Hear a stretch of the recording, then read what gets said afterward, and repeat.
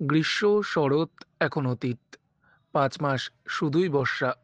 হ্যাঁ, পশ্চিমবঙ্গে বর্তমানে এই দৃশ্যই দেখে চলেছে সাধারণ মানুষ। বৈশাখ মাস থেকে ভাদ্র মাস।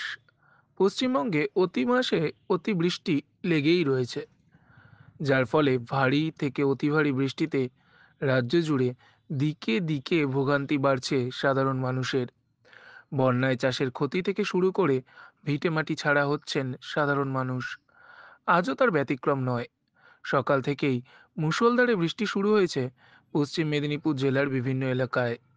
দেবরা, সবং, পিংলা ও তার পার্শ্ববর্তী এলাকাগুলিতে ভারী থেকে অতি ভারী বৃষ্টি হচ্ছে। মাঝারি পরিমাণ বৃষ্টিও লেগেই রয়েছে সারাদিন।